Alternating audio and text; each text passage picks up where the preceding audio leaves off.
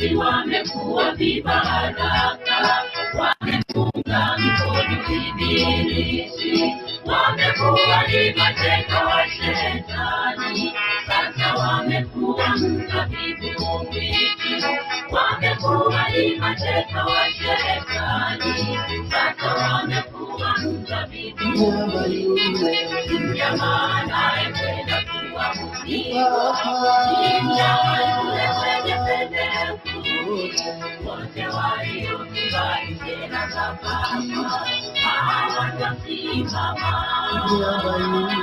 Mnyama anayependa kuwa msiba, mnyama yule mwenye pendefu, wote waliokubali tena za Baba hawatasimama.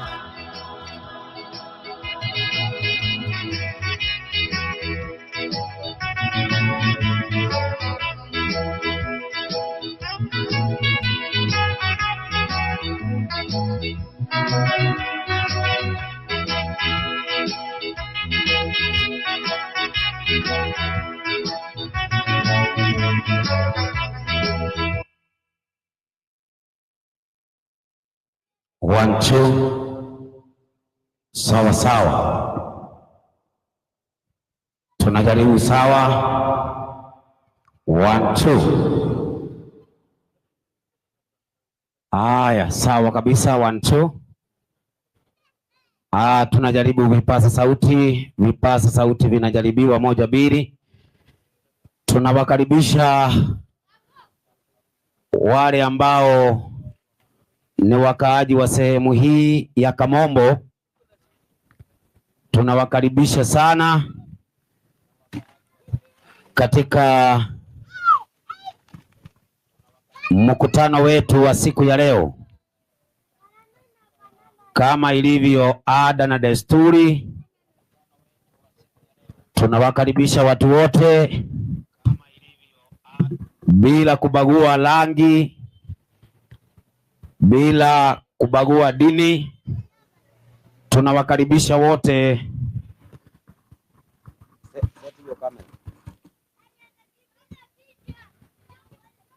Tunawakaribisha wote wakaaji wa sehemu hii. Katika wiki hizi mbili tutakuwa na Bible seminar. Tutakuwa na Bible seminar katika sehemu hii. Na ninatumai ya kwamba tunaendelea kubarikiwa. Tunaendelea kubarikiwa na mafundisho.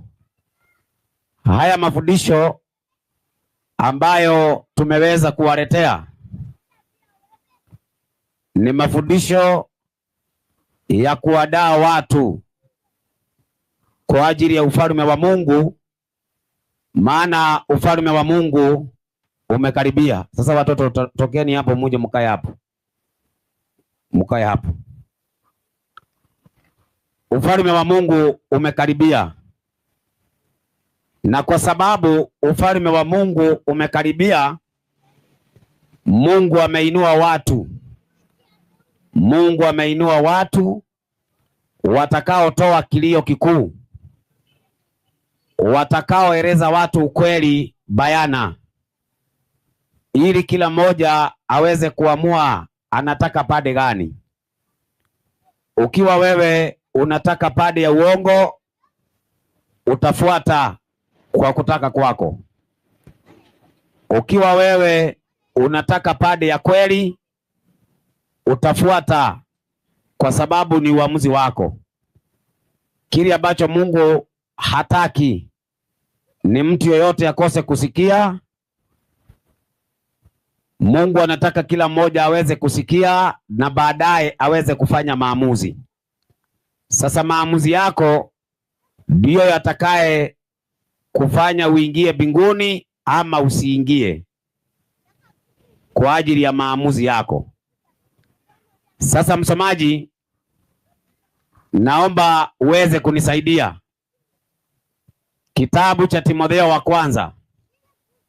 Timotheo wa kwanza 2 mstari wake ni wa kwanza. Basi ndio kabla ya mambo yote nataka dua. Mungu anasema kabla ya mambo yote anataka dua na sala, na Mungu anataka sala na maombezi na shukrani ndio zifanyike kwa ajili ya watu wote. Basi kwa hivyo taratibu yetu ni kufungua mkutano kwa maombi. Tukishaomba tunakuwa ni wenye kuanza mnakasha, tunakuwa ni wenye kuanza mafundisho. Sasa wacha tuchukue nafasi hii tuweze kumuomba Mungu. Na tuliona jana, isipokuwa ni jambo ambalo ni la dharura, sehemu ambaye hawezi kumpigia Mungu magoti. Mungu ameweka sheria ndani ya Biblia, wakati watu wake wanapopeleka maombi kwake, wanapiga magoti, wanaomba. Kwa hivyo tunampigia Mungu magoti, alafu tuombe. Baba wetu na Mungu wetu wa mbinguni, jina lako litukuzwe. Tunakushukuru kwa sababu ya nafasi ya siku ya leo ambayo umeweza kuruhusu tuweze kupata. Tumekuja tena leo kwenye uwanja huu kwa ajili ya kunena na kulihubiri neno lako. Tuguze nakala moto, tutumie kama chombo. Hebu sauti yako iweze kusikika ikinena na watu wako. Baraka zako ziweze kupata mji huu, na watu wako waweze kuadalika kwa ajili ya ufalme wako. Katika jina la Yesu tumeomba. Amina. Amen. Sasa wapendwa, ninatumai ya kwamba mko makini na ripoti ambayo nimeweza kupata. Watu wa Kamombo wako makini sana, wako makini sana. Mungu awabariki. Maana ninapopita barabarani ninapata tu sifa nzuri, namna watu ambavyo wamefurahia ujumbe. Sio kawaida, sio kawaida. Ujumbe ambao huwa tunahubiri wakati mwingine huwa unaamsha vita. Badala ya watu kutukubali, wengine wanatuchukulia mawe, wanatutupia. Wengine wanatupeleka polisi, na wengine kabisa kabisa wanatuchukia. Lakini imekuwa kinyume kabisa na mji wa Kamombo. Na niseme ya kwamba Mungu alikuwa na makusudi mahubiri haya ya kuja hapa. Maana mpangilio haukuwa hapa. Tulipokuwa tunatoka Nairobi, hatukuwa tumekusudia kuja hapa Kamombo. Lakini kumbe Mungu alikuwa anataka tuje Kamombo. Kwa hivyo akatumia njia zake tukajipata hapa. Ni historia ndefu ambayo sitaweza kupata muda wa kuweza kuwashuhudia kilichoendelea. Sasa ninatumai ya kwamba Mungu ameandaa mji huu kwa ajili ya kupokea ukweli ambao tumewaletea. Biblia inasema katika Mathayo 10 mstari wa 34 na 35 na 36. Naomba msomaji uweze kutusomea. Inasema nini? Msidhani ya kuwa imekuja kuleta amani duniani. Haya ni maneno ya Yesu. Anaambia ulimwengu, msidhanie amekuja kuleta amani duniani. La, si kuja kuleta amani. Anasema hakuleta amani, bali upanga. Yesu anasema alileta upanga. Alileta upanga, hakuleta amani. Alileta upanga. Twende. Kwa maana nalikuja kumfitini mtu na babaye, na binti na mamaye, ndio, na mkwe mtu. Safi. Na adui za mtu ni wale wa nyumbani mwake. Kumbe wakati ambapo utahubiri injili ya Yesu, wale watakao kuwa adui ni wale ambao ulitarajia wawe ndugu zako, wale ambao ulitarajia wawe wa nyumbani, utakapoamua kuhubiri injili ya kweli, watabadilika na watakuwa maadui. Kwa sababu gani? Injili ya Yesu ni upanga, maana inakosoa imani za watu waliotengeneza, inaonyesha imani za watu waliojitengenezea, inaonyesha wazi hizi imani ni za uongo. Kwa hivyo ndio maana inageuka inakuwa upanga. Ukipeleka injili ya Yesu mahali imekatalika, inageuka inakuwa upanga. Kwa nini? Msomaji. Mwalimu. Waefeso 6 mstari wake ni wa 17. Inasema nini? Tena ipokeeni chepeo ya wokovu. Ipokeeni chepeo ya wokovu na upanga wa Roho. Biblia inasema lazima watu wapokee upanga wa Roho, ambao ni neno la Mungu. Neno la Mungu ni upanga, maana linakurekebisha, linakuweka sawasawa. Kwa hivyo kile ambacho tumeleta hapa Kamombo, tumekuja kuinua Biblia, ukweli wa Mungu peke yake. Hatujakuja hapa kuwatangazia dhehebu fulani ya kidini. Hatujakuja hapa tuwaeleze dini fulani. Hapana. Tumewaletea ukweli wa Biblia. Ukweli wa Biblia ndio tumewaletea. Na ukweli wa Biblia ni upanga, maana lazima utakurekebisha. Inawezekana umezaliwa katika uongo, umelelewa katika uongo, sasa unatakikana urekebike, ubadilishwe, uweze kukaa sawasawa kama vile ambavyo neno la Mungu linataka. Hatujakuja kuleta hapa maneno yetu, hapana. Hapa tumekuja kusema maandiko yanasema, sio Dasha anasema, maandiko yanasema. Msomaji. Mwalimu. Nisaidie Yohana 17 mstari wake wa 17. Inasema nini? Watakase kwa ile kweli. Haya ni maombi. Yesu alikuwa anaomba kwa ajili ya wanafunzi. Anasema watakase kwa ile kweli. Neno lako ni nini? Ndio kweli. Kwa hivyo hakuna kweli nje ya Biblia. Nje ya Biblia ni uongo. Biblia inasema kweli, na kile ambacho watu wanakiamini na hakijaandikwa kwa Biblia, huo ni uongo. Kwa hivyo kazi yetu sisi ni kukemea lolote ambalo linafundishwa leo ndani ya dini, ndani ya madhehebu, na haliko katika Biblia. Tunalikemea na kulikataa na kuita watu watoke ndani, maana hayo ni mapokeo ama dogma za watu. Na wale ambao wanafanya ibada katika mapokeo, wale wanaofanya ibada katika dogma, ibada yao haitabulikani. Msomaji. Mwalimu. Nisaidie kitabu kinaitwa Mathayo 15 mstari wake ni wa 8. Inasemaje? Watu wao niheshimu kwa midomo. Unaona? Odoa hawa watoke hapa.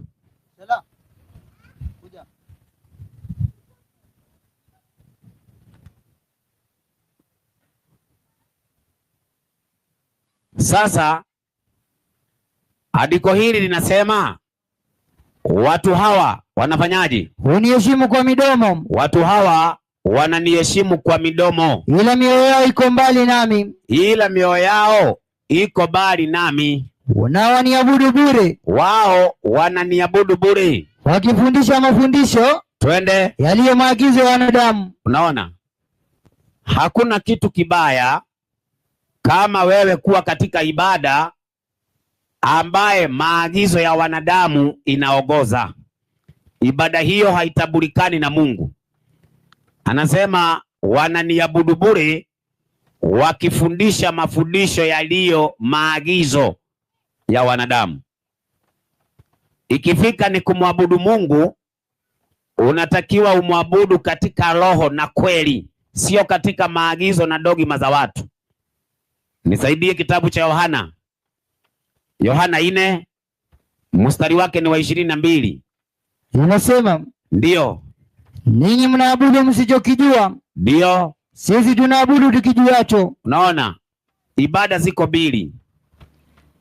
Kuna moja watu wanaabudu wanachokijua, na kuna ya pili watu wanaabudu wasichokijua. Ibada hizo ni mbili. Hata kama leo kuna makanisa mengi, kama kuna dini mingi, lakini ibada ni mbili. Ibada ya Kaini na ibada ya Abeli. Ziko mbili peke yake. Dunia na mbingu na Mungu na shetani. Chagua pande moja. Sasa Mungu anafundisha ibada yake. Mungu anafundisha taratibu zake ndani ya Biblia. Lolote ambalo mwanadamu amelifundisha na kuwekea watu kwenye ibada linafaa kung'olewa. Maana hilo sio Mungu amelipanda. Linatakikana kung'olewa. Kwa hivyo kazi yetu hapa ni kung'oa kile ambacho Mungu hajapanda, tunaking'oa. Kile ambacho Mungu hajajenga, tunakiharibu. Na tunawajengea katika taratibu za Biblia, na tunawaambia sasa kaeni hapo ndani, maana jengo limesimama sawa sawa. Kwa hivyo tunakemea na kukataa kila ibada yoyote ambayo inaongozwa katika mafundisho ya wanadamu. Ndio naona mitume wa Yesu walisema katika Matendo ya Mitume 5 mstari wa 29, walisema tunafaa kumsikia Mungu, si wanadamu.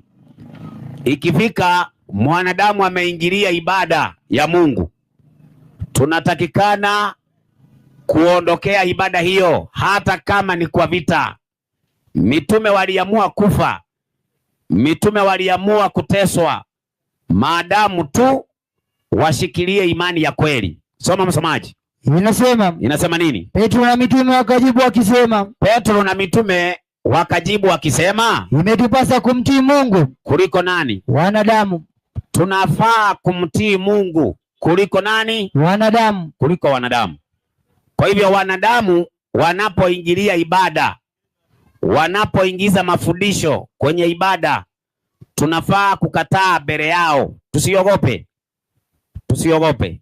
Ibada halali ni ile ambaye Mungu amefundisha. Ati ukiulizwa kwa nini unaamini hivi, unaweza ukatoa andiko la kudhibitisha kile unachokiamini kimefundishwa na Mungu. Maana kile ambacho hakijafundishwa na Mungu ni cha wanadamu, si cha Mungu. Nisaidie 6:46. 6:45 Yohana. Hebu angalia hapo. Inasema nini? Inasemaje? 6:45. Yohana. Imeandikwa katika manabii. Imeandikwa katika manabii. Na wote watakuwa wamefundishwa na Mungu. Na wote watakuwa wamefundishwa na nani? Na Mungu. Wamekuwa wamefundishwa na Mungu. Kwa hivyo Mungu ndiye mwalimu wa kufundisha tule nini, tunywe nini, tuvae nini, tufanye ibada yetu wapi.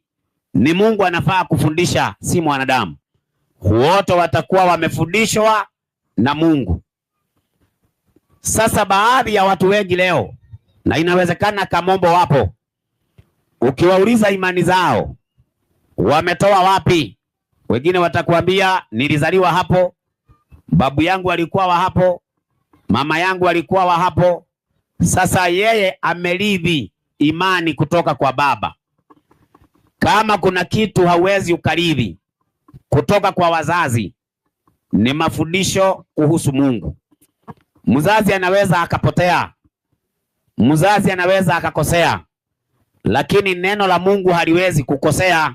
Ndio maana Biblia inasema imani ya kweli inatoka kwa kusikia neno, sio kuongozwa na baba yako.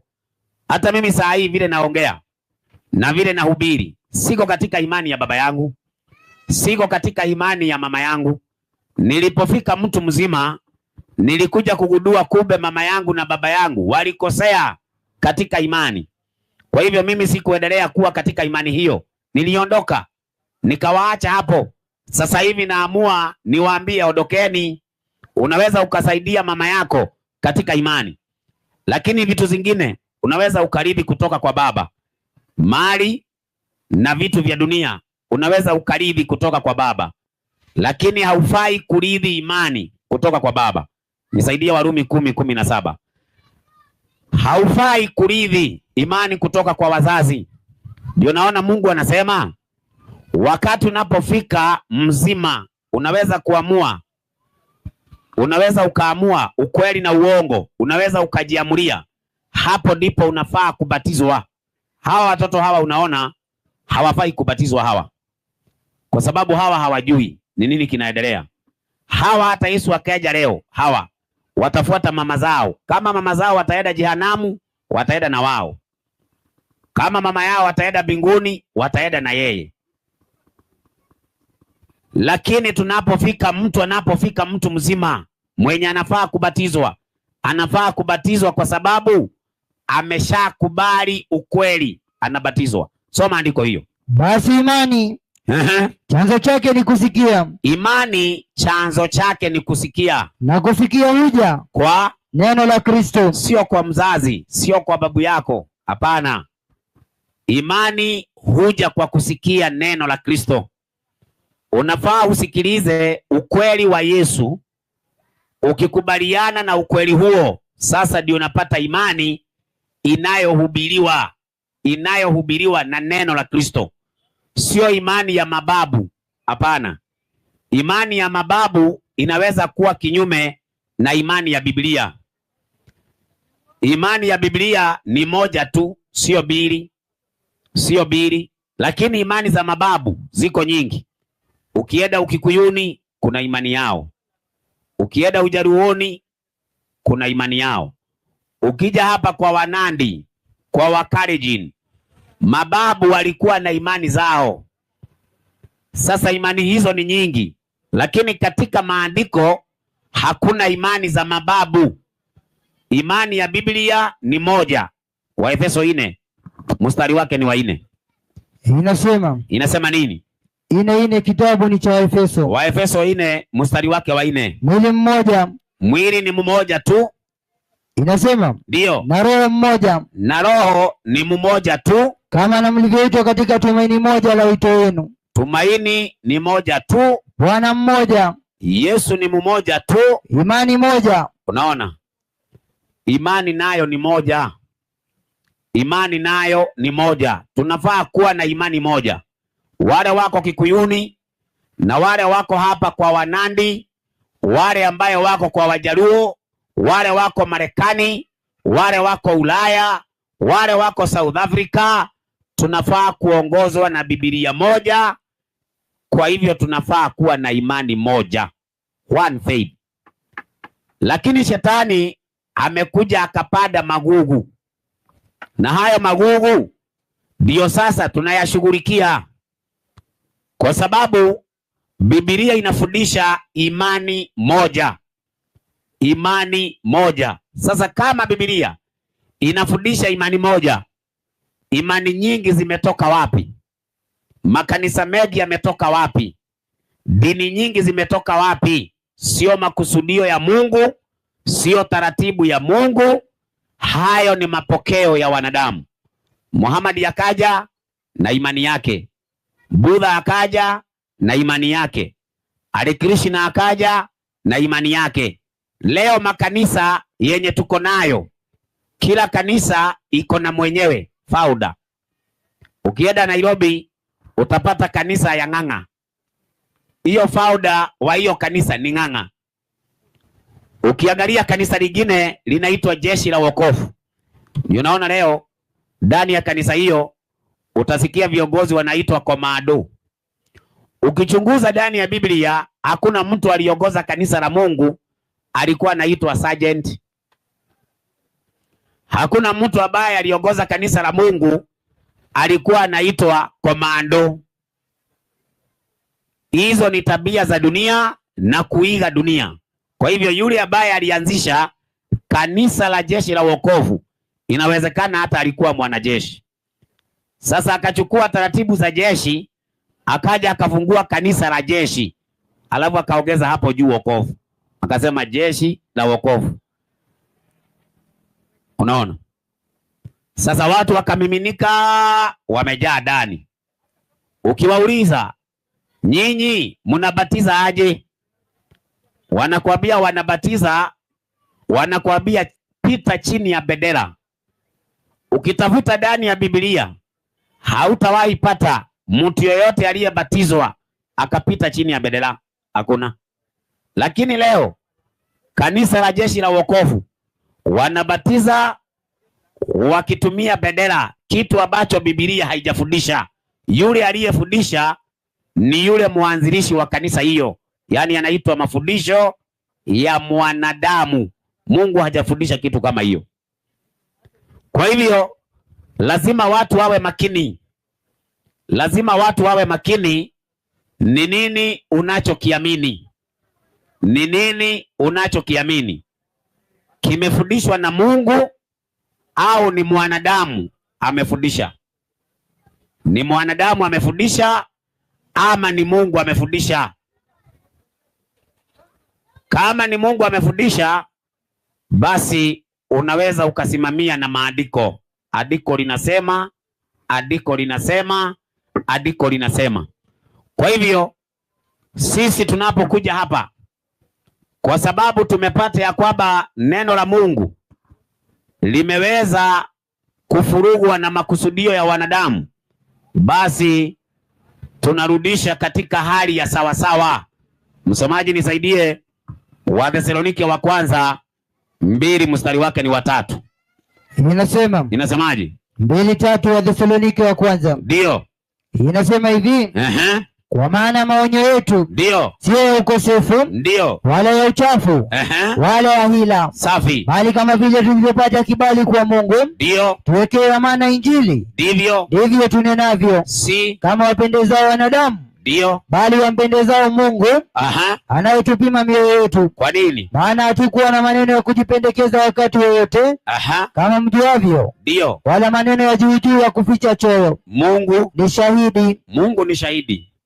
Wakati ambapo tumekuja hapa, hatuwezi kuleta maneno, hatuwezi kuleta maneno yetu, hatuwezi kuja hapa tuwapendeze. Hapana, tunafaa kumpendeza Mungu. Kwa nini? Lazima tukabiliane na kile ambacho Mungu hajafundisha, tuonyeshe watu hiki Mungu hajafundisha. Unaona Sasa katika kitabu cha Yeremia 1 mstari wake ni wa 10.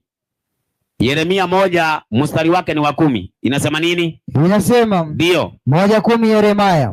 Angalia nimekuweka leo juu ya mataifa. Angalia leo nimekuweka juu ya mataifa. Na juu ya falme. Na juu ya falme. Ili kung'oa. Ili kung'oa na kubomoa. Ili kung'oa na kubomoa. Na kuharibu. Na kuharibu. Na kuangamiza. Na kuangamiza. Ili kujenga na kupanda. Unaona? Mungu anasema watu wake wanapokuja mahali lazima wang'oe, lazima waharibu kile ambacho kimejengwa na mwanadamu. Kwa hivyo imani ambazo wanadamu wametengeneza lazima zibomolewe. Sasa katika kubomoa ni mapambano, ni mapambano. Kwa hivyo kuna mapambano katika ulimwengu wa kiroho, kuna vita. Maana unakuja kubomoa kile ambacho watu wametengeneza bila taratibu ya Mungu. Sasa tumekuja kubomoa. Kwa hivyo kama ni Uislamu, kama ni Uislamu, ukiwa Uislamu haujajengwa kwenye taratibu, kwenye kweli ya Biblia, Uislamu ni mgeni duniani. Uislamu ni mgeni duniani. Unafaa kubomolewa, unafaa kuharibiwa, na waonyeshwe mahali wanafaa kuingia. Mahali wanafaa kuingia ni nyumba ambayo imejengwa katika taratibu. Taratibu. Unajua wakati mwingine tunapoogelea kujenga, watu wanadhani ya kwamba tunaogelea majengo haya ya dunia. Hatuogelei majengo kama haya.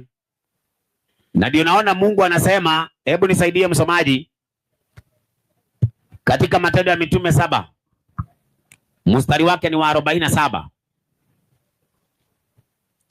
Inasema nini? 7:47. Matendo ya Mitume. Inasema hivi. Inasemaje? Lakini Suleimani alimjengea nyumba. Sasa andiko linasema Suleimani alimjengea nyumba. Ila yeye aliye juu hakai katika nyumba zilizofanywa kwa mikono. Hakai katika nyumba zilizojengwa na nini? Mikono. Twende. Inasema kama vile asemavyo nabii. Kama vile anavyosema nabii. Mbingu ni kiti changu cha enzi. Na nchi ni pa kuwekea miguu yangu. Ni nyumba gani mtakayo nijengea, asema Bwana. Unaona? Na utasikia mpaka leo watu wanasema tutoeni pesa tukamjengee Mungu nyumba. Mnamjengea Mungu nyumba ya aina gani? Hakuna nyumba ambaye Mungu anaweza kutoshea yenye inatengenezwa na mwanadamu. Na anasema hakai katika nyumba zilizotengenezwa na mikono ya wanadamu. Kwa maana amekalia mbinguni na miguu amekanyagisha hapa dunia. Sasa jenga Mungu atoshee hapo ndani. Tukutambue wewe ni mjenzi. Sasa wale ambao wana akili ate wanamjengea Mungu nyumba, hauwezi kujengea Mungu nyumba. Na shetani amebadilisha mpaka akili za watu. Akili za watu. Badala wajenge nyumba ya Mungu, wameanza kujengea Mungu nyumba za matofali. Unajua kuna ndugu zangu wa Adventista wa Sabato. Zamani walikuwa wanahubiri. Huyo jamaa muachilie. Hakuna haja ya vita mingi. Muache tu huyo. Muache. Sasa walikuwa zamani wanahubiri Injili. Waadventista wa Sabato zamani walikuwa wanahubiri Injili. Na kwa sababu Injili ilikuwa na gharama, walikuwa ni watoaji kwa ajili ya kugharamikia Injili ihubiriwe. Saa hii asilimia kubwa ya SDA saa hii wanagharamikia majengo, wanang'ang'ana kujenga manyumba ya magorofa, wakisema wanajengea Mungu kanisa. Wamepotea.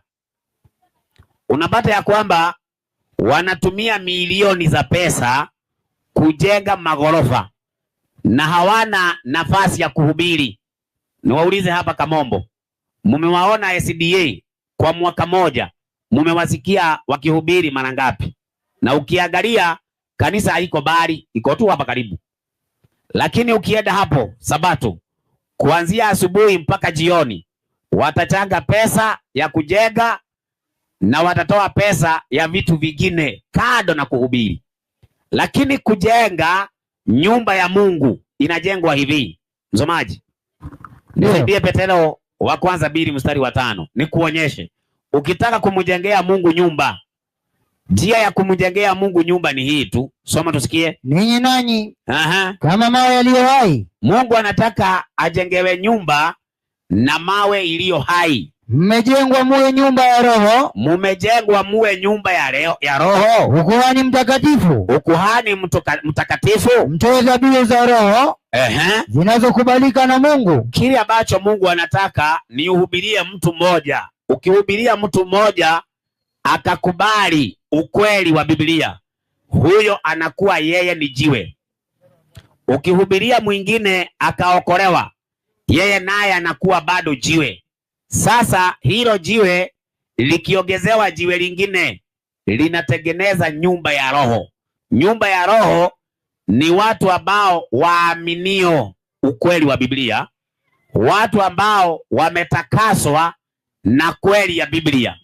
Kwa hivyo jengo na nyumba ya Mungu yenye inatakikana ijengwe ni kuwahubiria watu waokolewe.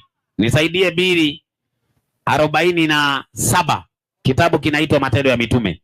Nyumba ya Mungu inaongezeka. Na inaongezeka nini? Inaongezeka wakati mtu anapookolewa. Watu wanapookolewa ndipo nyumba ya Mungu inapoongezeka. Haya, soma andiko. Wakimsifu Mungu wakimsifu Mungu na kuwapendeza watu wote. Bwana akalizidisha kanisa kila siku. Mungu aliongeza kanisa kila siku kwa wale waliokuwa wakiokolewa. Kwa hivyo kanisa linaendelea kuwa kubwa kwa watu ambao wanaokolewa, sio kujenga gorofa. Watu ambao wanaokolewa wanafanya kanisa liongezeke, lakini leo watu wanaongeza kanisa kwa kujenga nyumba ya matofali, kwa kujenga nyumba ya mabati. Wanadhani ya kwamba kanisa limeongezeka. Bila watu kuokolewa hakuna kanisa limeongezeka. Hata mjenge nyumba ya aina gani, bila mtu kuokolewa hakuna kanisa limeongezeka. Maana kanisa sio jengo, kanisa ni watu waliookolewa. Ndio naona Paulo anapoandika barua anaandikia kanisa, haandikii jengo. Hapana, anaandikia nani? Wakorintho wa kwanza 1 mstari wake ni wa 2. Inasemaje? 1:2 Wakorintho wa kwanza. Wakorintho wa kwanza 1 mstari wa 2. Kwa kanisa la Mungu. Sikia, Paulo anaandika barua, anaandikia kanisa la Mungu, sio kanisa la ng'ang'a, sio kanisa la Ngugi, kanisa la Mungu, kanisa la Mungu. Lililoko Korintho, wale waliotakaswa. Unaona, anaandika direct ya kwamba ninaandikia kanisa la Mungu ambalo liko Korintho, wale wametakaswa. Kwa hivyo wale ambao wametakaswa katika kweli ya Biblia, hao ndio wanaitwa kanisa la Mungu. Akiokolewa leo mtu hapa Kamombo, kanisa la Mungu limeongezeka. Akiokolewa mtu leo hapa Kamombo, kanisa la Mungu limeokolewa. Na kanisa la Mungu ni jengo, kanisa la Mungu ni nyumba, lakini sio nyumba ya matofali na mabati. Ni kanisa limejengwa na mawe iliyo hai, watu waliookolewa. Timotheo wa kwanza 3 mstari wa 15. Sasa ni kuonyesha kusudi la Mungu kuweka kanisa lake hapa duniani. Soma tusikie. Lakini nikikawia upate kujua jinsi wapasavyo watu kufanyaje, kuenenda katika nyumba ya Mungu. Sasa kuna vile watu wanafaa kuenda katika nyumba ya Mungu. Leo Waislamu wanadai msikiti ni nyumba ya Mungu, na ndio naona wakitoka hapo wakiingia, unaona msikiti, Muislamu akiingia hapo nje kuna maji. Hayo maji wameweka hapo, wanasema ni maji ya kutawadha. Ni maji ya kutawadha. Wanaoza mapua, wanaosha mapua, wanaoza masikio, wanaosha. Wakishaosha na miguu, alafu wanatoa viatu, wanaingia ndani ya hiyo nyumba inaitwa msikiti. Wanaingia ndani ya hiyo nyumba inaitwa msikiti. Wanaingia katika hiyo nyumba inaitwa msikiti. Hiyo nyumba inaitwa msikiti. Waislamu wanadai ya kwamba ni nyumba ya Mungu. Lakini andiko tumelisoma hapa, Mungu hakai katika nyumba imetengenezwa na watu. Sasa Biblia inasema tunafaa kujua vile ambavyo tunafaa kuingia katika nyumba ya Mungu. Waislamu leo wanadhani ya kwamba nyumba ya Mungu ni jengo yenye wameweka tiles, wameweka mkeka ili akiingia atoe kiatu. Maana anadhani hiyo nyumba ya Mungu inapakwa uchafu na kiatu. Ni kwa sababu hao watu ni watu wa kimwili, sio watu wa rohoni, ni watu wa kimwili. Nyumba ya Mungu hata uende ukirarukiwa na nguo, hata uende na kiatu ambaye kimeraruka, hauhitaji atutoe kiatu, maana nyumba ya Mungu si hiyo ya kimwili. Hapana. Sasa Waislamu wanafikiri ate hiyo nyumba yao wanaingia, na ukiingia, ukienda Nairobi utaona kuna msikiti ambao umeandikwa jizuie na wezi wa viatu. Hawa wezi wa viatu ni hao tu wameingia kwa hiyo msikiti. Wametoa kiatu wakaingia kwa msikiti. Na wakiingia kwa msikiti, akitoka anaiba kiatu ya mwenyewe. Ina maana huyo mtu hajaokolewa. Huyo mtu hajaokolewa, anaingia katika nyumba inaitwa msikiti, lakini bado dhambi zake amebeba, ni mwizi wa kiatu. Anaingia kwa nyumba ambayo inaitwa msikiti, ana sigara kwa mfuko. Anaingia kwa nyumba ambayo inaitwa msikiti, ana miraa kwa mfuko. Lakini hajaokolewa bado, na ametoa kiatu nje, ametawadha. Sasa akitawadha, anaambiwa anaosha dhambi alizokuwa nazo, ameosha. Unawezaje kuosha dhambi na maji? Inawezekanaje? Biblia sema hauwezi ukaosha dhambi na maji. Nisaidie 2:22 Yeremia. Hauwezi ukaosha dhambi na maji. Sasa Waislamu wamedanganyika ya kwamba jengo lenye wanaita msikiti ndiye nyumba ya Mungu. Hiyo ni kudanganyika kukubwa. Mungu hakai katika jengo zimejengwa na watu. Mungu anakaa katika jengo alilojenga mwenyewe. Akikuokoa wewe, aniokoe mimi, tayari Mungu ashakuwa na jengo. Sasa Mungu anakaa ndani yetu, anakaa ndani yako, anakaa ndani yangu, hakai katika jengo. Hiyo ni kitu mtu haelewi. Soma msemaji. Kwa maana ujapojiosha kwa magadi na kujipatia sabuni nyingi, hata kama wewe utajiosha kwa magadi na hata kama utaoga na sabuni nyingi, lakini uovu wako umeandikwa mbele zangu. Unaona? Kwa hivyo kitu ambacho unatakikana kuondoa ni uovu. Si ati ya kwamba utoe kiatu. Kiatu hakina uovu wa rohoni. Inatakikana wewe uache dhambi, uokolewe. Ukishaokolewa sasa unakuwa msafi, hapo Mungu anaweza akakaa. Ndio andiko linasema Mungu anajenga nyumba yake kwa wale ambaye ameokoa.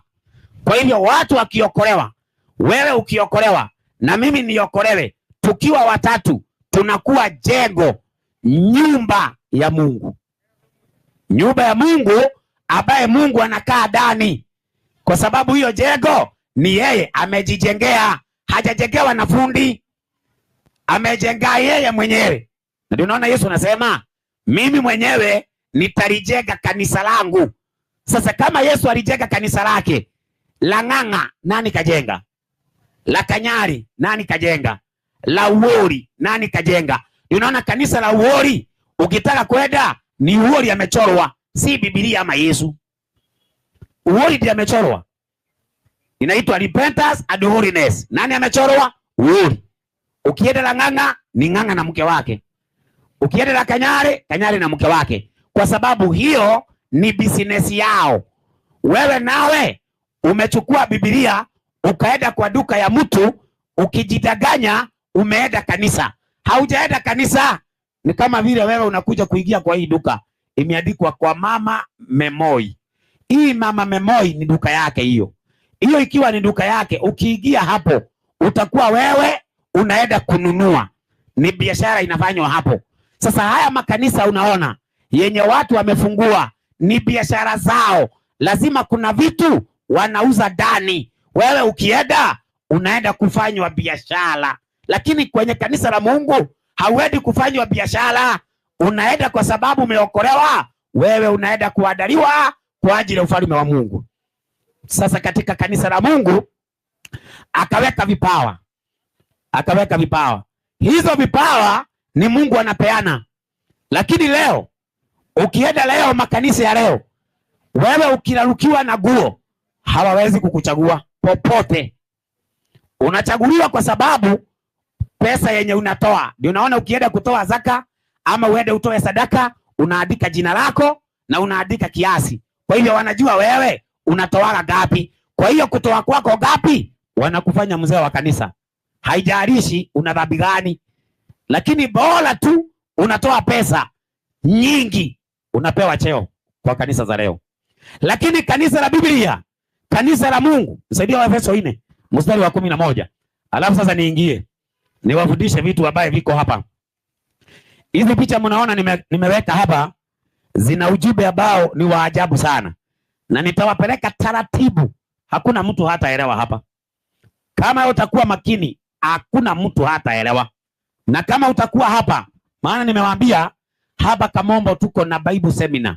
Kama kuna mahali haujaelewa, chukua mkono juu. Niambie mwalimu, naomba urudie hapo, nitarudia.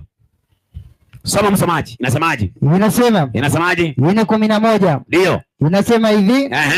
Naye alitoa wengine kuwa mitume. Mungu ameweka wengine kuwa mitume, na wengine kuwa manabii, na wengine kuwa manabii, na wengine kuwa wainjilisti, na wengine kuwa wainjilisti, na wengine kuwa wachungaji, na wengine kuwa wachungaji, na walimu, ili wakamilishe. Nani? Inasema ili kwa kusudi la kuwakamilisha watakatifu, ili awakamilishe watakatifu, hata kazi ya huduma itendeke. Kwa hivyo Mungu mwenyewe sasa hivi nyinyi mnalia hapa Teo, unajua uchumi Kenya imeharibika, unajua hatuna kazi, Hakuna siku unategemea hii dunia ikuwe mzuri. Kama unategemea hata mchague, hata wewe uchaguliwe wewe. Hata wewe uchaguliwe, tuseme ya kwamba kutoka leo ni wewe tumekuchagua, enda ukakuwe president. Tutakuwa na shida hii tuko naye. Sasa wewe unadai ya kwamba hauna kazi, lakini Mungu amejaza kazi. Mungu anasema ndani ya shamba lake kuna mavuno, watenda kazi ni wachache. Sasa nyinyi nyote mko hapa, mnatakikana kuwa saa hii mmeshapewa na Mungu kazi. Sasa inatakikana mwingine hapa angekuwa ako karibu na mpaka ya Somali, mwingine hapa angekuwa tayari. Ama unafikiria kwamba Mungu halipi? Mungu analipa, na hakuna ofisi ambayo iko hapa duniani inaweza kukulipa kama ya Mungu. Lakini watu ni kama hawaamini Mungu wako, ni kama wanafikiri mambo ya Mungu ni story. Yaani wewe unakaa unafikiri mambo ya Mungu ni story. Sio story. Niulize mimi hii barabara yote hakuna soko yenye sijui, hakuna soko yenye sijaenda. Kwa hii barabara yote hii nimekuwa nikiuza viatu, nimekuwa nikiuza nguo mpya, lakini hakuna wakati, hata kama niliuza hivyo, hakuna wakati nimewahi kuwa na amani kama saa hii. Na mimi saa hii nina watoto wanakula, wanasoma. Usifikiri ya kwamba kuna mahali pengine ninafanya kazi. Ninafanya kazi katika shamba la Mungu. Namna ambavyo Mungu anavyonilipa, wewe huwezi kujua. Utajaribu kufanya hesabu. Hata kuna watu saa hii wanahangaika. Wanashindwa, huyu jamaa anaishije? Huyu jamaa anakaaje? Akiniona kama nakagari kama haka, anakosa kulala. Anashindwa, hata anafikiri afugue YouTube channel na yeye kesho anunue. Unaona? Lakini kitu ambacho inahitajika ni hiki, uelewe ya kwamba Mungu anachagua, Mungu ana vipawa anapeana kwenye kazi yake, na akikupa kwenye kazi yake analipa, hakosi kulipa. Lakini namna atakavyo kulipa, wewe huwezi ukakaa hapa ukaniambia. Hata mimi saa hii siwezi kukueleza naishije. Naishi kwa neema na kwa imani, na hivyo ndivyo Mungu anataka tuishi. Sasa nyinyi igieni kwa kazi ya Mungu, muone vile ambavyo Mungu anavyolipa. Hebu sikia pa mtu anaitwa Petro. Petro aliuliza, tumeacha vyote, tumeanza kazi zetu, tumekuja kwako, tutapata nini? Si lazima hata uulize wewe, hata wewe, maana inaambiwa acha vyote unifuate. Sasa nisaidie mstari, kitabu cha Mathayo 19 mstari wa 27 na 28. Na hakuna mtu anaweza kukuzuia. Wacha nikuambie, hata kama kuna mtu ambaye pengine ako na wivu yake, alikuwa nakupea sadaka yake na ana wivu, ataondoa hiyo sadaka yake na bado Mungu anatumia njia nyingine. Unaona mtu anaitwa Elia. Elia alikuwa analishwa na kunguru, na hiyo kunguru hakuna wakati ilikula ile nyama, ilikuwa inatopelekea Elia. Ona fikiri kunguru ni kitu ya mchezo, si ni kitu inataka kukula hiyo nyama, na hii kukula ilifikisha. Sasa wewe wakati utajitoa kwa Mungu, lazima utakula kama vile Elia alivyokula. Huwezi lala njaa. Mahitaji yako yote Mungu anaichukua mkononi mwake, ataishughulikia. Sasa watu wanasema niende kazi ya Mungu, sasa nitakula nini? Hiyo ni akili zako. Hiyo unatumia akili zako. Hakuna mahali unaamini Mungu wewe. Wewe labda tu unaamini akili zako, lakini uamini Mungu. Soma andiko usikie. Inasema ndipo Petro akajibu akamwambia, tazama, sisi tumeacha vyote vikakufuata. Unaona, anauliza Petro, anasema sisi tumeacha vyote tukakufuata, tutapata nini basi? Ni nini ambacho tutapata? Yesu akawaambia. Akawaambiaje? Amin nawaambia, ndio, ya kwamba ninyi mlionifuata mimi katika ulimwengu mpya, twende, atakapoketi mwana wa Adamu katika kiti cha utukufu wake, ninyi nanyi mtafanyaje? Mtaketi katika viti 12, mkihukumu kabila 12 za Israeli. Safi. Na kila mtu aliyeacha nyumba, au ndugu wa kiume au wa kike, au ndugu wa kiume ama ndugu wa kike, au baba au mama, ndio, au watoto au mashamba, kwa ajili ya jina langu, atapokea mara 100, atapokea mara 100, atapokea mara 100, na kufanyaje? Na kuurithi uzima wa milele. Si unaona? Yesu analipa. Anasema kile ulikuwa unahitaji anakupea mara 100 na anaongezea uzima wa milele. Kwa hivyo wacheni kuogopa kuingia katika shamba la Bwana ati kwa sababu pengine unadhani ya kwamba Mungu halipi. Mungu analipa, na analipa mara 100 na anakuongezea uzima wa milele. Kwa hivyo katika shamba la Mungu wanagojewa watendakazi, na watendakazi si wengine, ni nyinyi mnaonisikiliza hapa Kamombo. Nilihubiriwa hivyo hivyo, nilikuwa nasikiliza hivyo hivyo mnavyonisikiliza. Nilikuwa siwezi kusimama nikaongea na microphone kama hii. Nakumbuka siku moja wakati nilipohubiriwa siku ya kwanza hapa Kitale. Kitale nilikuwa nauza viatu hapo kunaitwa Kamukunji. Nilipohubiriwa nikaamini, waliweka chakula kwa meza. Waliweka chakula kwa meza, wakaniambia ombea. Unajua nini? Unajua nini? Nilivuka macho, nikashindwa niseme nini, mpaka wakasema amen. Kwa hivyo kama sikuweza hata kuombea chakula, lakini saa hii unaweza ukakaa hapo ukanisikiliza. Kwa nini wewe kesho na wewe usisimame na microphone kama hii uwapee watu habari za Mungu? Sasa kanisa la Mungu, wale ambao wanaokolewa na Mungu anagawa kazi. Akishagawa kazi, anakupa kazi ya kuhubiri ukweli wa Biblia. Sasa unaona, sasa hivi wewe nikikuuliza hii ni nini? Watu wengi leo wameishi kwa makanisa, Biblia wanayo, lakini nikikuuliza hii ni nini, unaweza kusema huyu jamaa amekuja na mapicha aje. Lakini hii ni Biblia, nitakutolea kwa Biblia na nikueleze maana yake. Na wewe kama haujui maana ya hiyo kanisa unaenda hama, kwa sababu tu wewe ni mchezo tu mko naye. Sasa nataka nikufundishe hii kitu. Nikufundishe huyu mwanamke huyu na huyu. Naona wawili. Huyu na huyu. Hapa katikati kuna joka nyekundu hii. Joka nyekundu. Sasa tega masikio nikueleze ulimwengu katika hali ya hii sasa. Tega masikio.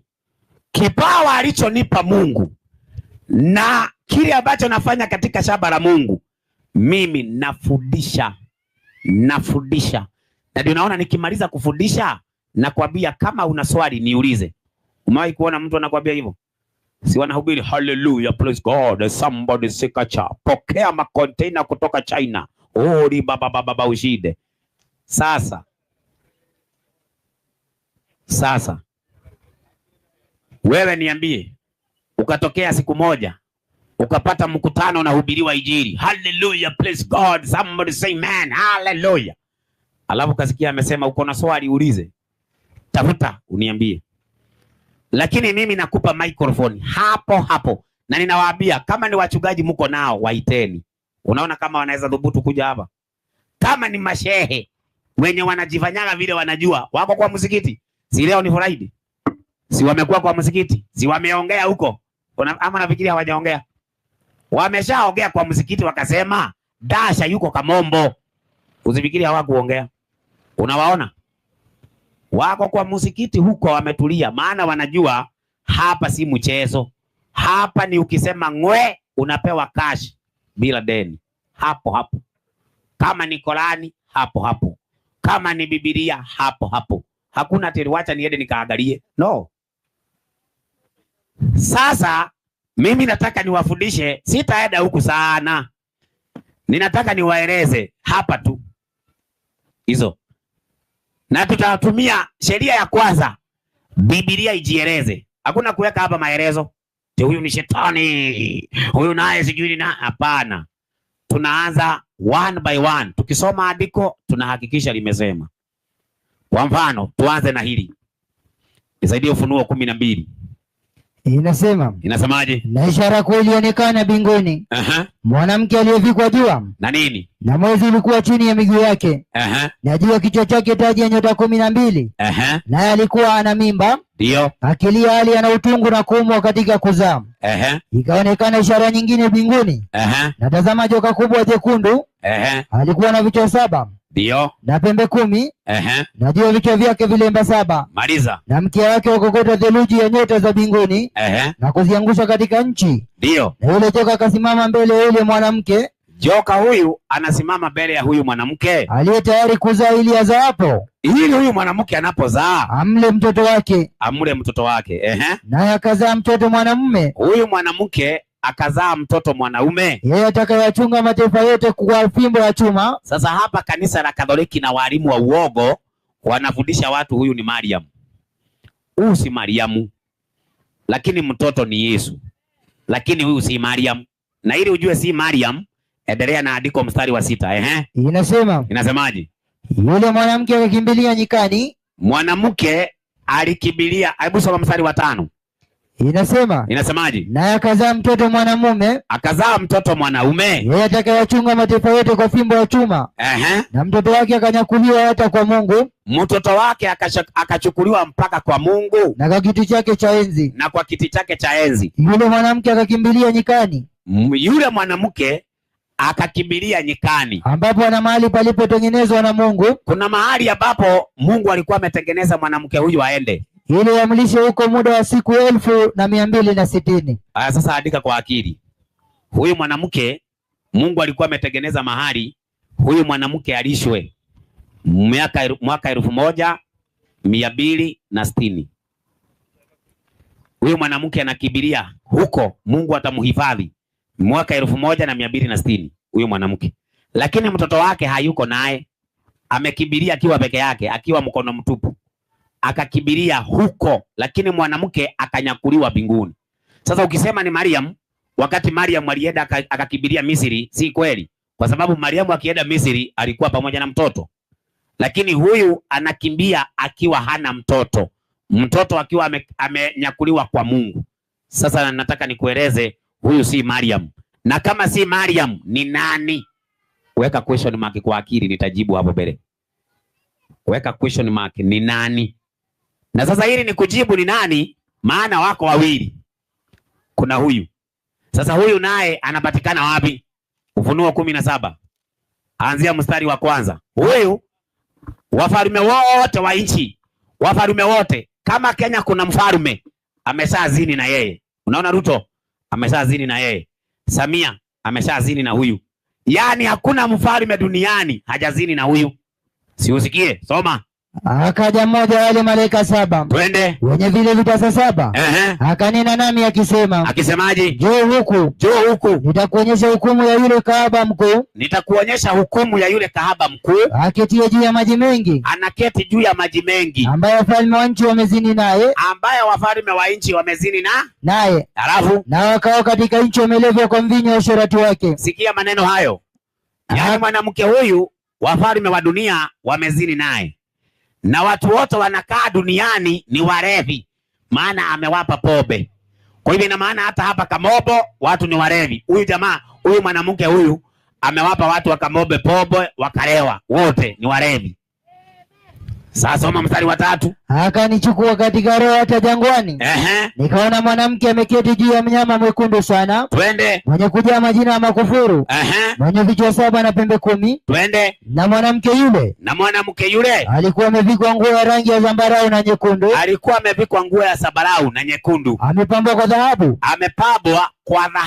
Na kito cha thamani na lulu safi. Na alikuwa na kikombe cha dhahabu mkononi mwake. Kilichojaa na machukizo na machafu ya uasherati wake. Unaona, huyu mwanamke ni muasherati. Anaweka kikombe hapa, anaweka uchafu wa uasherati wake, anawapea watu wote duniani wakunywe uchafu wa uasherati. Wewe niambie mwanamke aende afanye usherati, alafu aweke uchafu kwa kikombe akuletee ukunywe, utakunywa? Na watu duniani wamekunywa. Endelea.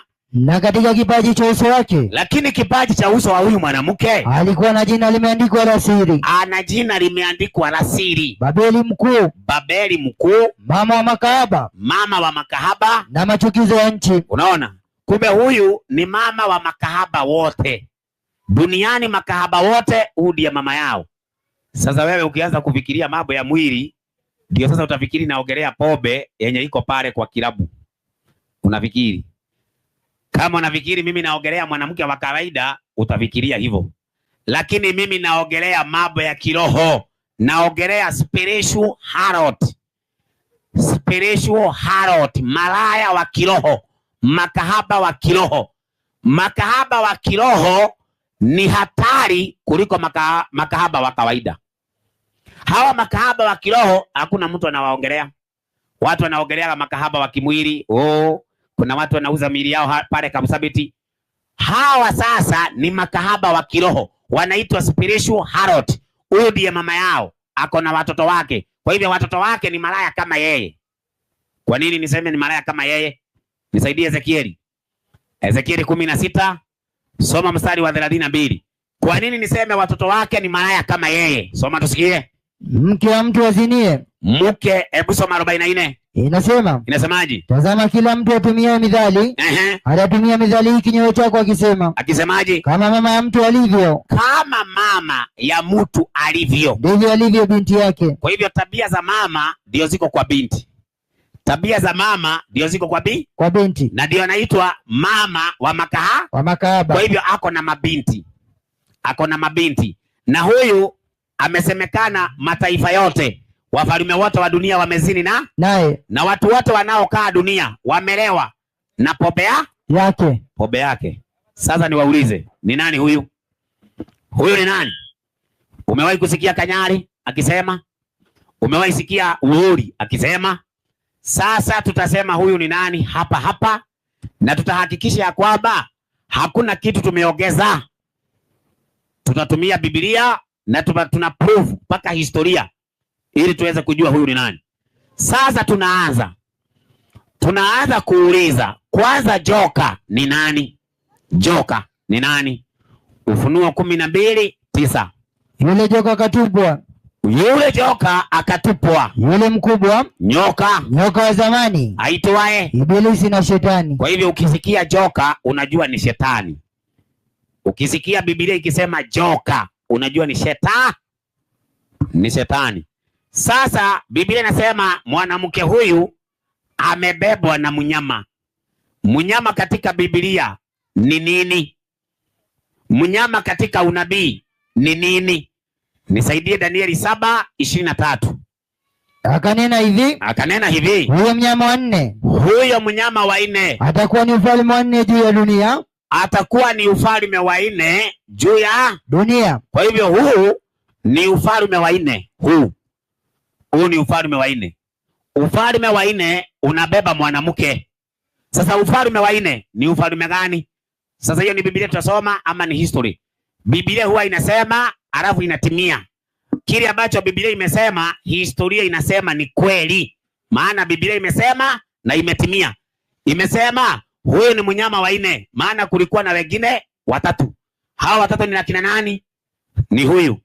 Huyu ni wa kwanza, huyu ni wa pili, huyu ni wa tatu na huyu ni wa nne. Sasa huyu wa nne ndiye yule ambaye amebeba mwanamke.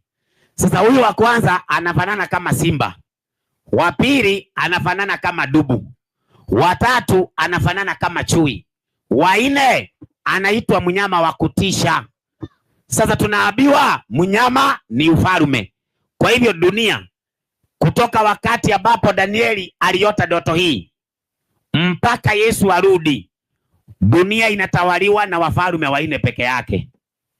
Wafalme wa nne peke yake ndio wanatawala dunia, dunia iishe. Ufalme wa tano utakuwa ni ufalme wa Mungu mwenyewe. Atampea mwanawe ambaye anaitwa Kristo Yesu. Yesu anatawala ufalme wa tano. Lakini falme nne ni watu wanatawala. Sasa wakati Danieli alikuwa anaota ndoto hii, ni ufalme gani ulikuwa unatawala dunia? Ulikuwa utawala wa Wakaldayo.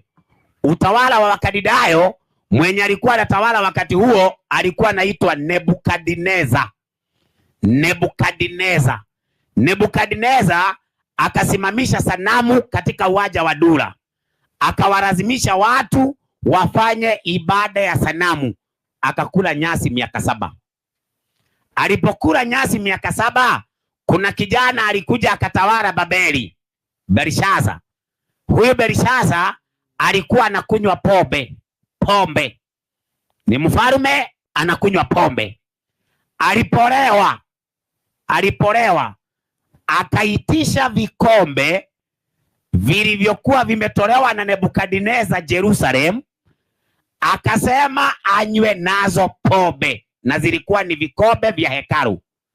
Akaona kidole kimeandika mene tekeli peresi. Danieli akaitwa aeleze ni nini maana ya mene tekeli peresi. Nisaidie Danieli 2 mstari wake ni wangapi? 30 na ngapi? Danieli 2 36 2:36. Hapana. 5:36. Inasemaje? Na maandiko yaliyoandikwa ni haya. Maandiko yaliyoandikwa ni haya. Mene tekeli na peresi. Na tafsiri ya maneno haya ni hii. Tafsiri ya maneno hayo ni hii. Mene. Mungu amehesabu ufalme wako na kuukomesha. Ufalme umekomeshwa. Tekeli.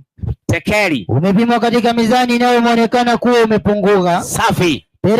Peresi. Ufalme wako umegawanyika. Na wamepewa Wamedi na Waajemi. Sasa kutoka hapo Babeli haikutawala tena.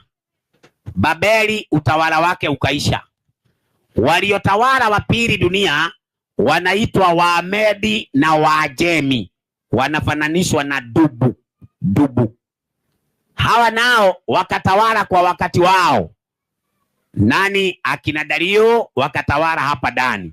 Hapa ndipo Danieli aliwekwa kwa shimo la simba. Kwa nini aliwekwa?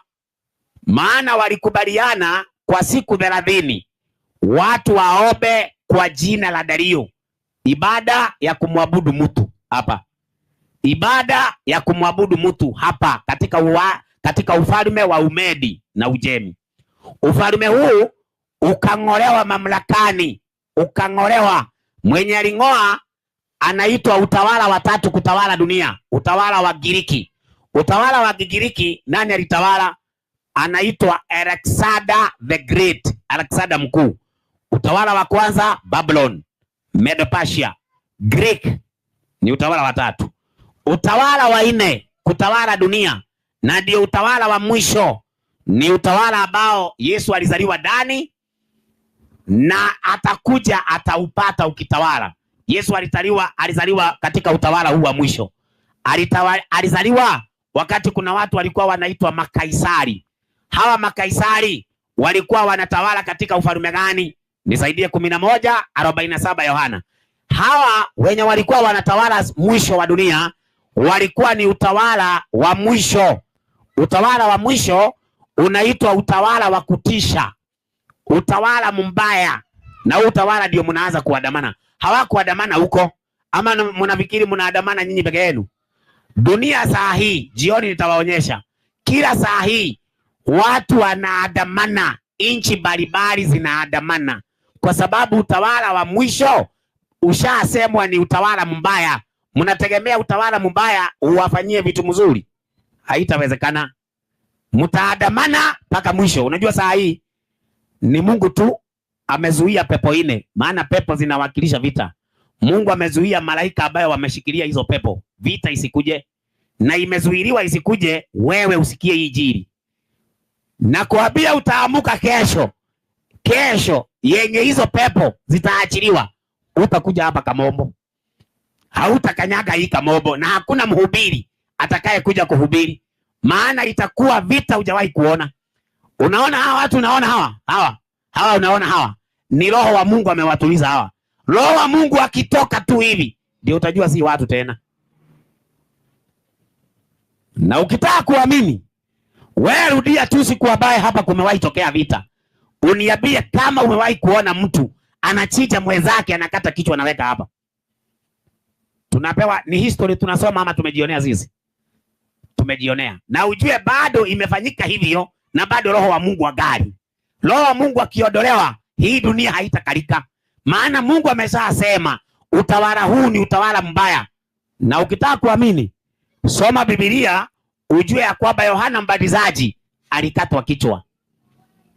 Utawala huu, soma Biblia ujue ya kwamba Paulo aliwekelea kichwa chake kama hapa, kikatakatwa na shoka hivi, kwa kichwa ikaenda hivyo.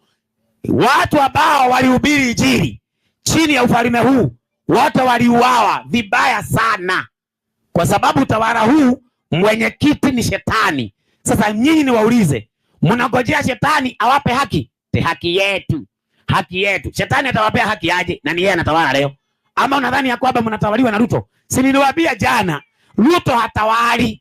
Ruto anaongozwa atawale. Kile ambacho anaambiwa ni hicho ambacho anafaa kutawala. Unaona mpaka saa hii kuna watu ambao wanatafutwa saa hii wapigwe. Wa kwanza anaitwa Irani. Nini anafanya? Ni ukichwa ngumu. Ngoja utapata ile kichapo atapata. Subiri tu mko hapa. Kwa sababu dunia hii inaongozwa chini ya utawala huu, na utawala huu ni utawala wa mwisho kutawala dunia. Lakini uko na mtu wa mkono huyu. Huyu. Unaona huyu? Huyu ni mtu wa mkono wa huyu. Huyu akitaka kukupiga hakuji yeye, anatuma huyu. Huyu anaitwaje? United States of America. Marekani ni superpower mpaka Yesu arudi.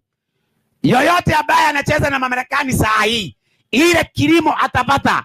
Ngoja utamsikia hapa Museveni. Atakuja kuchukuliwa hapo tu kama mnaona. Wewe ngoja tu, simuko tu hapa. Sasa sikia nikueleze. Utawala huu Danieli alisema ni utawala wa kutisha, mnyama wa kutisha. Utawala wa nne. Utawala wa nne, soma tusikie ni utawala gani? Inasemaje? Basi wakuu wa makuhani na Mafarisayo wakakusanya baraza. Ndio. Wakisema tunasema nini?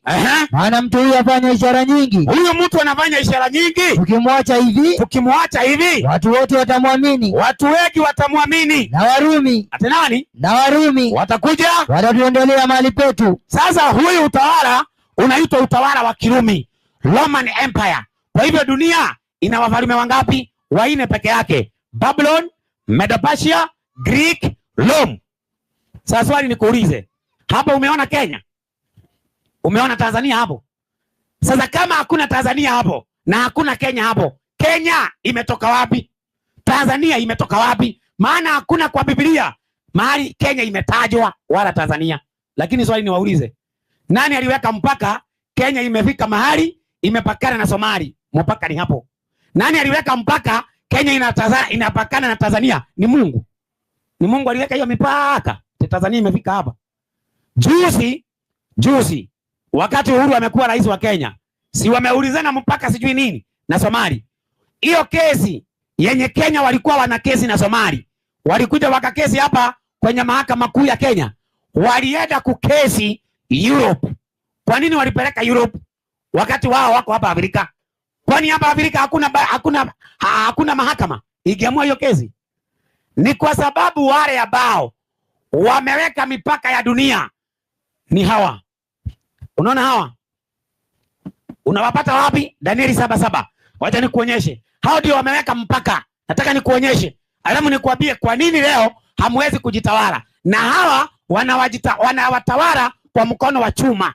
Sasa wanataka tu uchumi wa dunia uharibike ili wawatawale, msemage yesa. Ndio.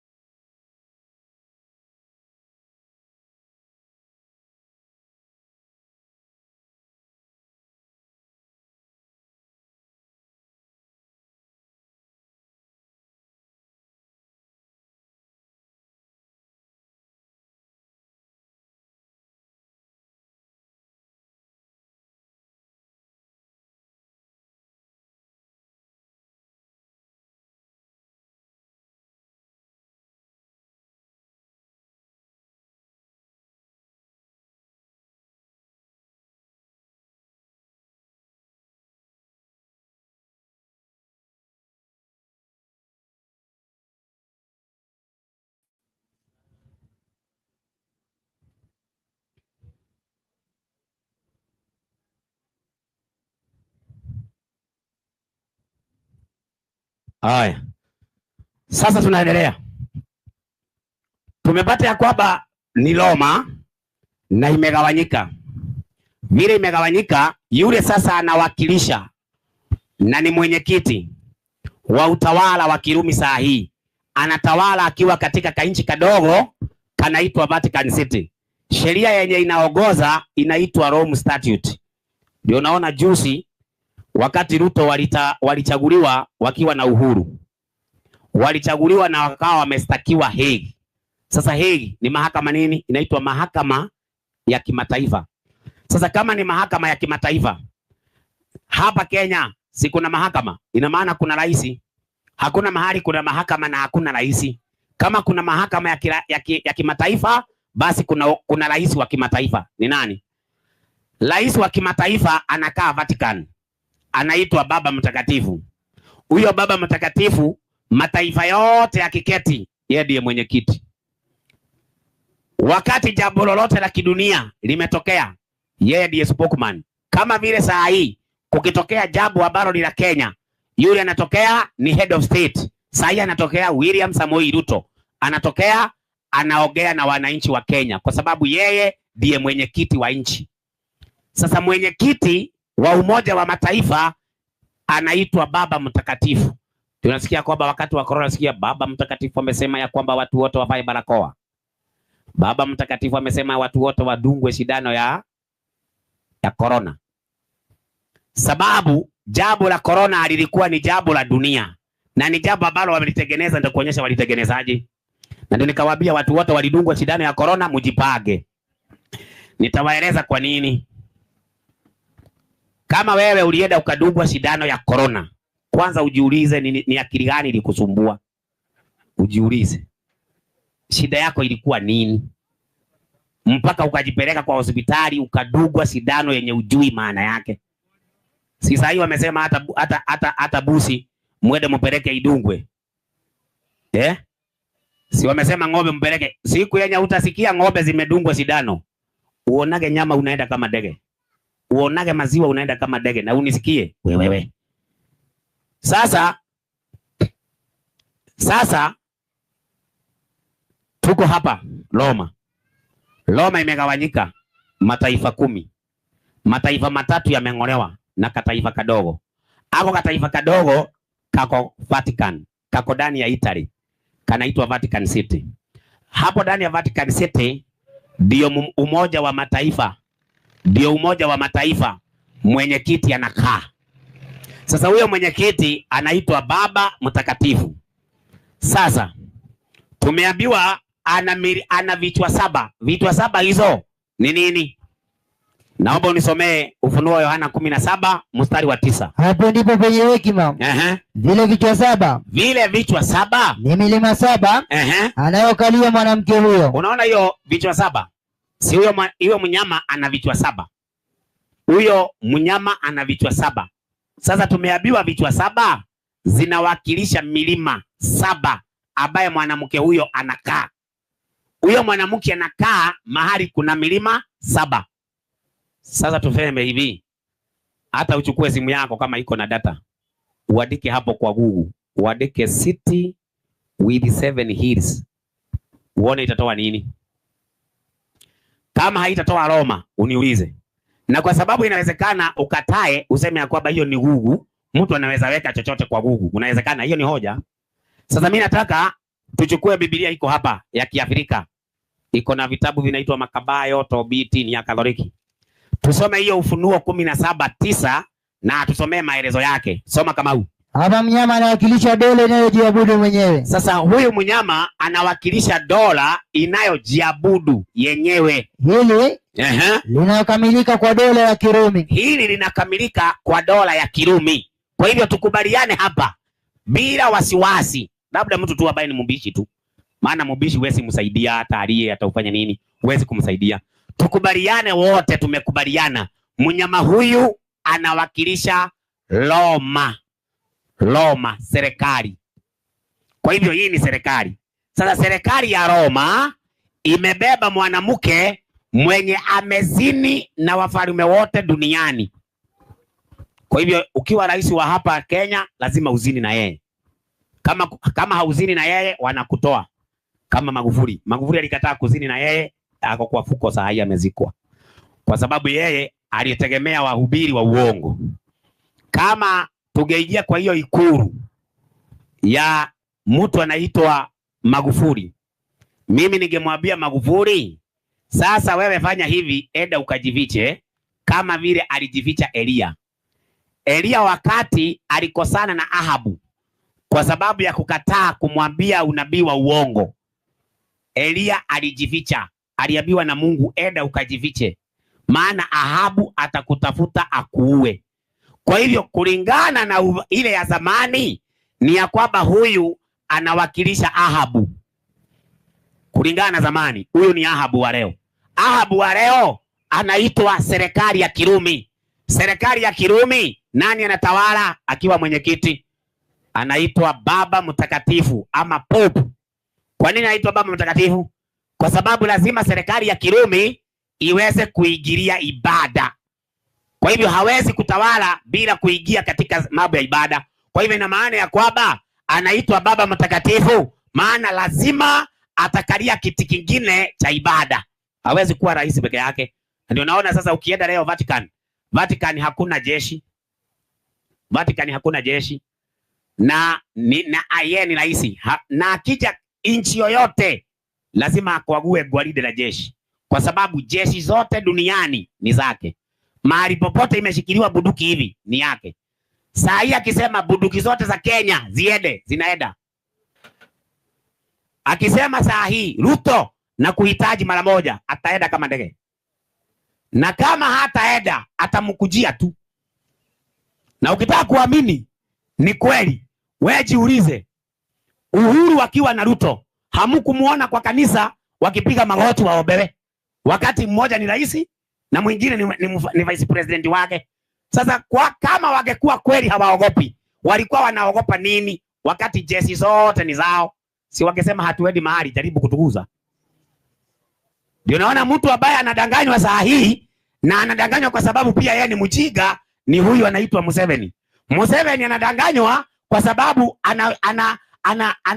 anakaa kama ana urafiki na Urusi. Anadhani ya kwamba Urusi utamsaidia wakati papa atatuma Marekani. Hawezi. Ndio naona hata yule ambaye alichukuliwa, sijui anaitwa Venezuela, alichukuliwa tu na alikuwa bado hata yeye ana urafiki na Rusia na Urusi. Si alichukuliwa? Si saa hii, si yako jela. Ako jela ya wapi? Ya Marekani. Kwa nini Marekani? Takuonyesha. Kwa nini Marekani? Tumwache tu Marekani kwanza. Waje tuangalie Europe tu. Maana Ulaya wanashikilia Rome Statute, sheria ya Roma. Ndio maana anaitwa Roma. Ndio anaitwa Roma. Sasa sikia. Si tumepata mnyama ni serikali. Si tumepata leo ni Ahabu wa leo. Ndio. Sasa kama ni Ahabu wa leo, mwanamke ambaye amebeba ni nani? Na huyo mwanamke amebeba,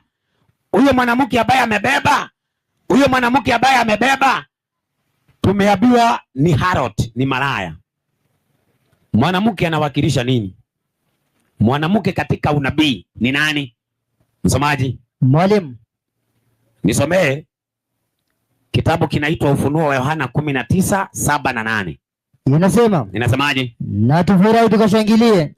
Tukambe utukufu wake. Kwa nini? Kwa kuwa harusi ya mwana kondoo imekuja. Kumbe hata Yesu anakuja kufanya harusi na mke wake huyu.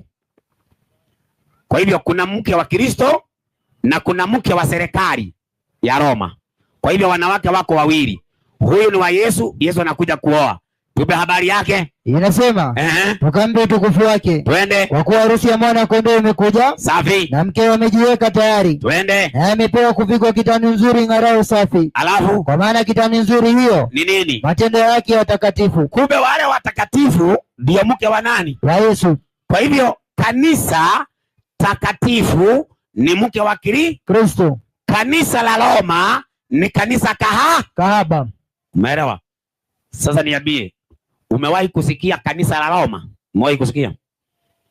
Kanisa la Roma hata likiwa hapa Kamobo haliwezi kuitwa kanisa la Kamobo. linaitwa kanisa la Roma. Unasikia kuna kanisa inaitwa Katoliki, ni kanisa la Roma, sio kanisa la Kamobo. Hakuna kanisa la Katoliki la Kamobo. Kanisa la Kamobo la Katoliki inaitwa Katoliki ya Roma. Unaona, Mungu hakosei. Mungu hakosei. Mungu anasema ya kwamba Roma itakuwa na kanisa, lakini kanisa la Roma ni mama wa ibada zote za uogo. Kwa hivyo sasa tukianza sasa kufanya utafiti, hakuna kanisa wala ibada yoyote ya uogo ambaye haijatoka Katoliki. Tuanze na Uislamu. Uislamu ni Ukatoliki. Na ninataka nikuhakikishie kwa hoja, na kama kuna Muislamu anayenisikiliza hapa Kamombo anasema Uislamu haujaletwa na Katoliki, aje hapa sasa hivi, aje. Sasa mimi ninathibitisha Uislamu umefunguliwa na umewekwa duniani na Katoliki. Msomaji, ndio kuna kitabu kinaitwa Al-Haq Al-Maktum, kitabu cha Mtume Muhammad, kinaitwa kitabu cha sila, Al-Haq Al-Maktum, ukurasa wa 104. Tusomee hiyo kisa kama kuna Muislamu. Mimi najua Waislamu leo wamevaa kazo nyeupe, maana wamekuwa kusali, na kwanza sio siku ya Sabato leo. Hiyo ni siku yao wamejiwekea na Muhammad. Lakini Mungu hakuna mahali amewahi sema Ijumaa ni siku ya kusanyiko takatifu. Hakuna. Msomaji? Ndio. Umefika? Kabisa. Tusomee. Hadija akaondoka na kwenda naye kwa Waraka bin Nawfal. Hapa tunaambiwa Mtume Muhammad alipotoka kwenye pango la Hira. Maana Muhammad alienda kwa pango la Hira. Akiwa kwa pango la Hira akatokewa na kiumbe. Leo huyo kiumbe Waislamu anatuambia ni malaika Gabrieli. Lakini hicho kiumbe wakati kilimtokea Muhammad kwa pango hakikujitambulisha, kilimubana. Alishikwa bavu hii na bavu hii zikagonganishwa zote papa, akaadhibiwa ikila ya Muhammad. Kama anadanganya Waislamu waje waseme nadanganya. Akaambiwa soma Muhammad, ikila Muhammad, soma. Muhammad hakujua kuandika wala kusoma. Alafu analazimishwa soma. Anasema mimi sijui kusoma. Soma, mimi sijui kusoma. Akitoka kwa hiyo pango, alitoka anatetemeka kama ako na homa. Akarudi kwa bibi yake. Huyo bibi yake huyo Hadija alikuwa na miaka 40 akiolewa na Muhammad, na Muhammad alikuwa na miaka 25. Sasa tuseme ya kwamba wewe umeandikwa kazi na mama fulani ako na miaka 40 akakuandika kazi, alafu sasa ukamuoa. Tena vitabu vya Kiislamu vinasema sio Muhammad alimwambia Hadija nioe nikuoe, ni Hadija alimwambia Muhammad nioe. Waje waseme ni uongo. Muhammad alikuwa na miaka 25, Hadija alikuwa na miaka 40. Kwa hivyo Hadija ni mzee kuliko Muhammad. Lakini baadaye Muhammad, wakati Hadija alipokufa, alioa mtoto mdogo wa miaka 6 anaitwa Bi Aisha. Mtoto wa miaka 6. Wewe niambie tesa hii mtoto wa miaka 6 unasema ni bibi yako? Muhammad alioa mtoto wa miaka 6, waje waseme uongo hapo. Lakini siogelea Aisha kwa maana huyu aliolewa akiwa mtoto. Naogelea Hadija, maana Hadija alikuwa ametoka Vatican akaenda Warabuni. Alienda Warabuni wakiwa wamepanga kuanzisha dini ya Kiislamu. Nani alimtuma? Alitumwa kama jesusi wa Vatican. Kwa hivyo alikuwa ni Jesuit kutoka Vatican, Hadija. Na Hadija hakuenda peke yake Warabuni, walikuwa na mwingine alikuwa anaitwa Waraka bin Nawfal. Waraka bin Nawfal alikuwa ni padri wa kanisa la Katoliki. Wakati Muhammad ametoka kwa pango akafinywa bavu, hajui nani kamtokea, alienda kwa Hadija, Hadija akaenda kwa padri, padri akamwambia kuanzia leo wewe ni mtume wa Mungu. Kwa hivyo kutoka hapo Muhammad akajitangaza mtume kwa kuabiwa na padri, sio Mungu alimwambia. Kwa kuabiwa na padri. Kwa hivyo kama Muhammad ametumwa, ni mtume wa padri na mke wake Hadija. Nisaidie Qur'ani 4:79. Qur'ani 4:79. Sasa hiyo kitu iko ni hivi. Katika hii wametokea wote hapo. Soma hiyo. 4:79 Qur'an. 4:79 Qur'an. Wema uliokufikia. Sasa andiko linasema wema uliokufikia umetoka kwa Mwenyezi Mungu. Umetoka kwa Mwenyezi Mungu. Na ubaya uliokufikia. Na ubaya wewe. Waacha hiyo kitu wewe. Wewe. Unafikiri atakuwa jaribu kuguza hiyo vitu tafadhali. Tayari